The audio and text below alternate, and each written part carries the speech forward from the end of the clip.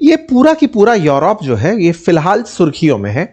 क्यों सुर्खियों में है? क्योंकि यूरोपियन यूनियन की तरफ से उनकी हाई रिप्रेजेंटेटिव जो कि सिक्योरिटी और विदेश के मामले में है, कजा कलास, वो पाकिस्तान की यात्रा पर हैं और पाकिस्तान पहुंचते ही उन्होंने यूक्रेन का जैसा मसला यूरोप के लिए एकदम अपना जिगर का टुकड़ा सा हो रखा है कि यूक्रेन को कुछ हुआ तो हमारा नुकसान हो जाएगा, ऐसे ही कश्मीर के मुद्दे को पाकिस्तान के लिए भी उन्होंने छेड़ दिया। ज्वाइंट डायलॉग निकला और उसमें जम्मू कश्मीर और यूक्रेन दोनों के ऊपर संयुक्त बयानबाजी बाहर आ गई। ये बिल्कुल वैसा था कि भाई ठीक है पाकिस्तान वालों, तुमने यूक्रेन को चोरी छुपे मिसाइलें दी थी, तुम्हारी मिसाइलों के चलते चलो हम तुम्हें जम्मू कश्मीर पर सपोर्ट दे देते हैं। कैसा सपोर्ट? कि हाँ भाई ये यूएन में डिस्कस होने वाला मुद्दा है, अंतरराष्ट्रीय स्तर पर होने वाला मुद्दा है। भारत चूंकि इस मुद्दे को इंटरनेशनल मुद्दा नहीं मानता, भारत पाकिस्तान के बीच का इंटरनल मैटर मानता है, तो थर्ड पार्टी को हम हमेशा ही इग्नोर करते आए हैं। लेकिन पाकिस्तान की यूरोपियन यूनियन से ये जो चाहत थी ये पूरी होती तो दिखी। यही है आज के सेशन का मुख्य विषय कि भारत ने यूरोपियन यूनियन से क्या अपने लिए यह भी नहीं डिमांड करी कि आप अंतरराष्ट्रीय स्तर पर पाकिस्तान को हमारे बराबर लाकर बिठाएंगे। पाकिस्तान, जहां मैंने आपको आते ही ट्रेड गिनाया कि लगभग 200 बिलियन से डॉलर से ज्यादा का ट्रेड भारत और यूरोपियन यूनियन करते हैं, पाकिस्तान यूरोपियन यूनियन के साथ हद मार के 14 बिलियन डॉलर का व्यापार करता है, यानी कि 1/12वां हिस्सा भी नहीं कर पा रहा है। और ऐसे में बराबरी ला करके आप उसको ऐसे बिठा रहे हैं कि नहीं, ये बैलेंसिंग एक्ट में कंसीडर की जानी चाहिए कि जब भी हम दक्षिण एशिया की बात करें तो भारत पाकिस्तान को बराबर। और तो और यहां आकर इन्होंने एक और डायलॉग मारा कि पाकिस्तान ने जिस तरह से काम किया है इस समय ग्लोबल पीस के लिए, जो अमेरिका और ईरान के बीच में संबंध स्थापित कराने का, नेगोशिएशन कराने का प्रयास कर रहे हैं, वो कमांडेबल है। तो इस बात को समझते हैं कि भारत के लिए ये बात कितना मायने रखती है, जिसके कारण भारत की प्रतिक्रिया सामने आई है। घटना अपने आप में कंसीडर क्यों की जा रही है? क्योंकि ईयू अभी इस साल की शुरुआत में ही तो भारत के गुण गाता दिख रहा था, अब पाकिस्तान के साथ में खड़ा दिखाई दे रहा है। अब आपके दिमाग में एक बेसिक सवाल आएगा, तो क्या पाकिस्तान से संबंध रखना बंद कर देंगे दुनिया के देश? क्या भारत ने इस तरह की रणनीति अपना रखी है कि मतलब अगर रहना है तो भारत के साथ रहो, नहीं तो मत रहो, ऐसी स्थिति है क्या? नहीं, भारत कभी भी यह नहीं कहता कि भारत के साथ हो तो पाकिस्तान के साथ मत रहो, यह आपका विषय है, लेकिन बराबर मत रखो। हमें असली चिढ़ इस बात से है कि आप हमसे जो व्यापार का लेवल रखते हैं वो इनके साथ नहीं रखते, लेकिन इन्हें खुश करने के लिए जो पहले ब्रिटिशर्स किया करते थे अपीजमेंट, यानी कि तुष्टीकरण, इनकी गलतियों को इग्नोर करते हुए इन्हें बराबर के लिए शाबाशी दे देना। गलतियां एन नंबर ऑफ गलतियां हैं। बलूचिस्तान के अंदर लोगों पर हो रही मानवाधिकार का हनन है, दुनिया भर में आतंकवाद का एक्सपोर्ट है, तमाम वो चीजें जिससे पाकिस्तान दुनिया में पहले से ही बदनाम रहा है। आज जब भी दुनिया का कहीं पर भी आतंकी घटना हो, इनडायरेक्टली पाकिस्तान का नाम उसके साथ जुड़ा होता है या डायरेक्टली जुड़ा होता है। तो ऐसी स्थिति में पाकिस्तान के विषय पर भारत का स्टैंड यह रहा है कि दुनिया वालों, कम से कम इतना तो रिकॉग्नाइज कर लो कि आपके लिए भारत पाकिस्तान पड़ोसी नहीं है।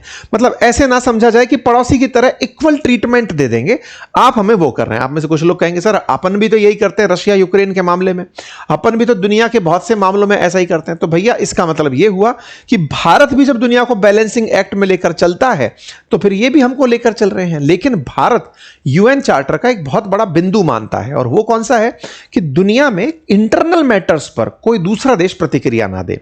ये लोग इंटरनल मैटर्स बोले तो भारत के लिए जम्मू कश्मीर आंतरिक मसला है, ऐसे में इनके बयान यूएन चार्टर का उल्लंघन है। मैं आप कहेंगे यूएन चार्टर पढ़ाने लगे आप, तो इसलिए क्योंकि इन दोनों की जब वार्ता हुई ना, तो वार्ता में जम्मू कश्मीर का जिक्र यूएन चार्टर के तत्वाधान में किया गया कि साहब कश्मीर का जो मुद्दा है, जम्मू कश्मीर का जो मुद्दा है, उसे हम यूएन के अंदर डिस्कस के लिए तैयार हैं, या फिर एक तरह से इनके प्रति सिंपैथाइज होने की बातें की गई।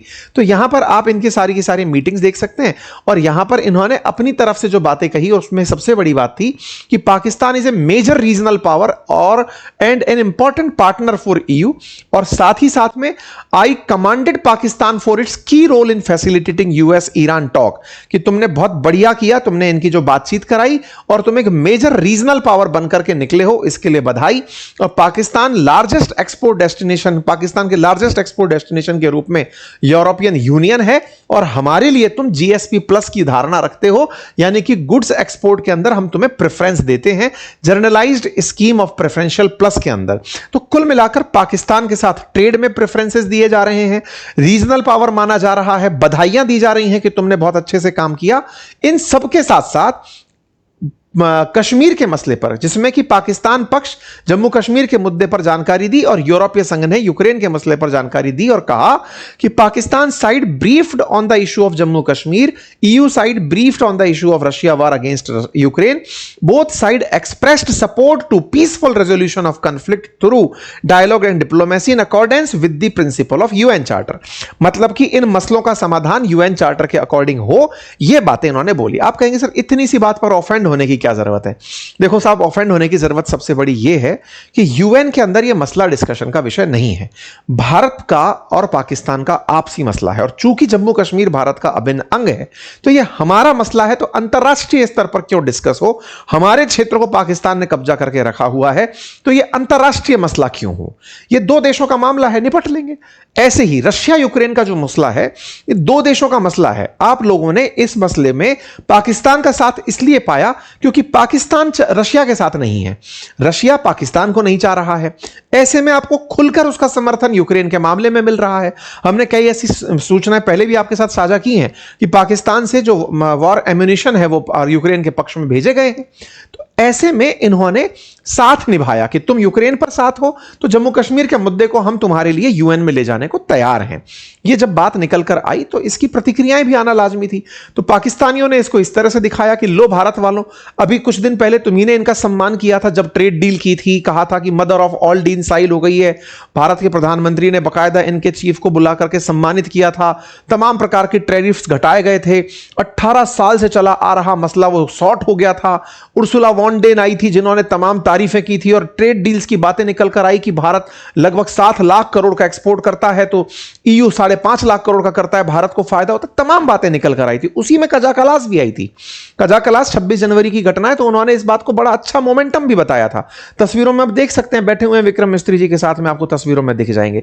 यहां पर भारत के रक्षा मंत्री के साथ मुलाकात करते हुए, विदेश मंत्री के साथ मुलाकात करते हुए दिख जाएंगे। कुल जहां अर्थ यह है कि यूरोपियन यूनियन कंट्रीज की तरफ से जब प्रतिनिधित्व भारत में आता है तो भारत के साथ बढ़िया ट्रेड डील करता है। लंबे समय के नेगोशिएशंस के बाद यह काम होता है। यह यूरोप के लिए भी एक बड़ा अचीवमेंट कंसीडर हुआ। लेकिन उसके बाद अब पाकिस्तान को साधने पहुंचते हैं। व्यापार करिए, व्यापार करने में किसी को किसी से कोई दिक्कत नहीं है। दिक्कत इस बात की है कि आप उनके नेशनल इंटरनेशनल मुद्दों में इंटरफेरेंस दे रहे हैं। आप उनके मामलों को इंटरनेशनल करने का प्रयास कर रहे हैं जो भारत से भी जुड़े हैं। इशू इस बात पर है। और यह जो बात आपके सामने निकल कर आई जिसमें मेजर रीजनल पावर इसको कंसीडर किया गया, यह दर्शाता है कि यूरोप बैलेंसिंग एक्ट में विश्वास कर रहा है कि जनवरी में आपसे बतिया कर गए थे कि अब आप तुम्हारे साथ में आकर के जून में तुम्हारे साथ बतिया दे रहे हैं, सब ठीक हो जाएगा। यह जो ईयू पाकिस्तान स्ट्रेटेजिक डायलॉग की जो कहानी है कि साहब हम लोग बहुत तेजी से आगे बढ़ रहे हैं, ये ईयू के लिए अपने आप में दिखाने का नजरिया है कि वो भारत पाकिस्तान को इसलिए साथ लेकर चलना चाहता है ताकि दोनों के कन्फ्लिक्ट को उलझाने में, क्योंकि अल्टीमेटली व्यापार तलाशते हैं ना ये सारे के सारे। ईयू के बड़े देश है, फ्रांस हो, ये सब जर्मनी, इटली, ये सब जितने भी देश हैं, इनको तो एक्सपोर्ट डिफेंस इक्विपमेंट भी करने होते हैं, तो इनके लिए बाजार भी तो हैं।